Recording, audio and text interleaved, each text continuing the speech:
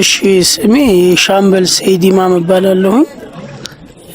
የ11ኛ ክፍለ ጦር የስታፍ አባል ነኝ።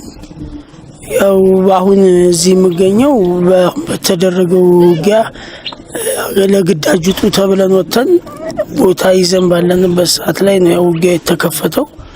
እዛ ላይ 3 ቀን ያህል ተዋግተን ያው መጨረሻ ላይ በጣም ኃይል እንትን እያለ ሲመጣ ተማርከናል። እጃችንን በሰላም እንድንሰጥ ያው ነግረውናል፣ ሰጥተናል። በሰላም አሁን በጥሩ ሁኔታ ላይ ነው ያለሁት ማለት ነው። የተወለድኩት ኮምቦልቻ ወሎ ነው። አማራ ክልል ኮምቦልቻ ወሎ ነው የተወለድኩት።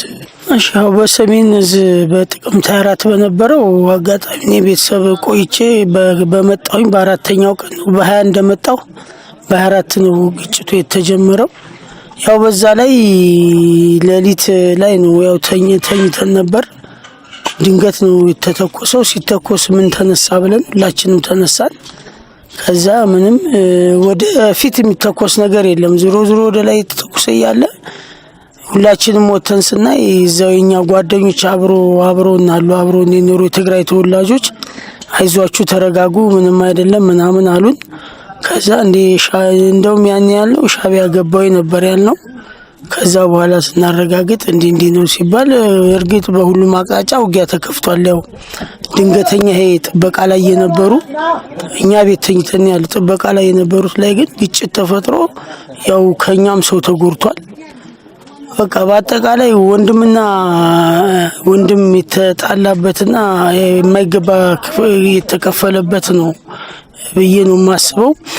ዞሮ ግን ምንድነው እኛ እንትን ካልን በኋላ መጨረሻ ላይ በ3ኛው ቀን ላይ ነው ሽማግሌ ተላከ። ምን ተባለ? ከዛ ሁሉም ነገር ያለቀለት ነው። ምንም አትሆኑም፣ ያው እንደዚህ ሀገራችሁን ሁሉም ሀገራችሁ ነው፣ ትግራይም ሀገራችሁ ነው፣ የማገራችን ነው ምናምን አሉን። በዛ የበላይ አመራሮች ተረዳርተው ጨረሱት። መሳሪያ ይዘን ነበር፣ እሱን መሳሪያ አስረከብን፣ በሰላም ሰጠን ማለት ነው። ከዛ በኋላ የነበረው ሁኔታ ተለየን። ወደ ደጋሙስ የሚባል ቦታ ገባን። ደጋሙስ እንደገባን ያው ሁሉ ይቀርብልናል፣ ምግቡ ይቀርባል፣ ውሃ ይቀርባል። ብዙ እንትን ያልነው የለም። ያው የጊዜው አጨናንቆናል፣ በጣም የተጨናነቅ ነው። ምንድነው ይሆን ያለው እንዴ? እኔ ትግራይ ነው ያደኩት፣ ትግራይ ውስጥ ልጅ አድጌ እንዴት ይሄ ነገር ይፈጠራል? ምንለው በጣም ውጥንቅጥ ውስጥ ገብተን ነበረ።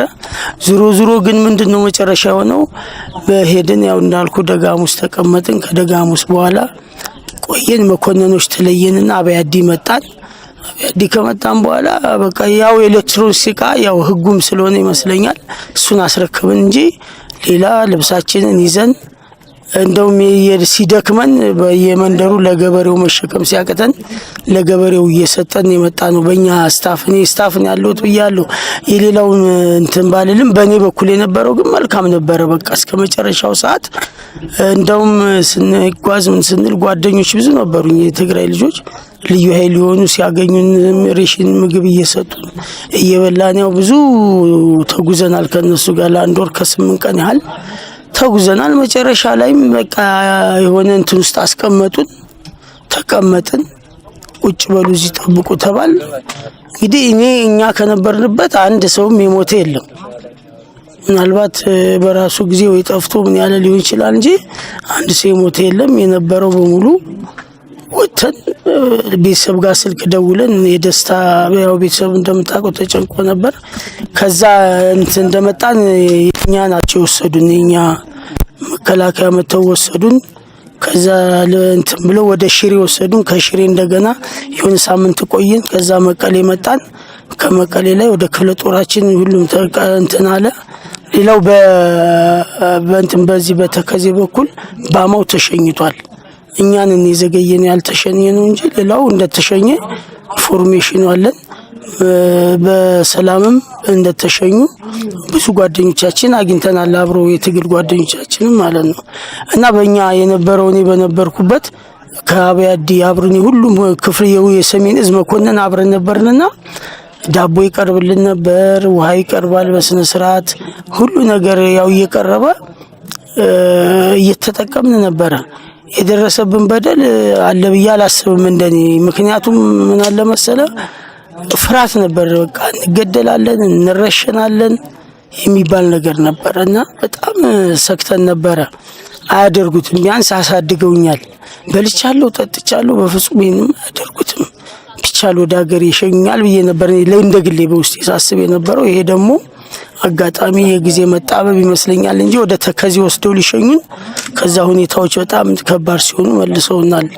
ያለው ሁኔታ ስላልተመቻቸ ይመስለኛልና በሰሜን አጠቃላይ በነበረው እንትን ውስጥ በእንደኔ እንደ ክፍለ ጦር ስታፍ ብሎም በመኮንን አንድ ላይ እንደሆን ሰዓት ብዙ የደረሰብን መከራ እስካይ የለም። እርግጥ ተጉዘናል፣ እቃችን ተሸክመን እንትን ብለናል።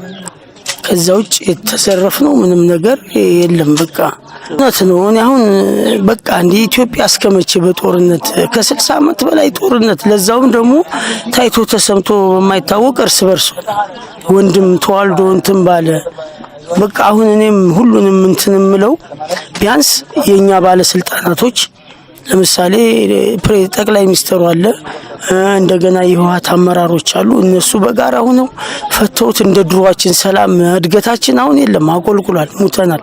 ከዚህ በላይ ምንም ነገር አይመጣም በኔ እይታ ማለት ነው።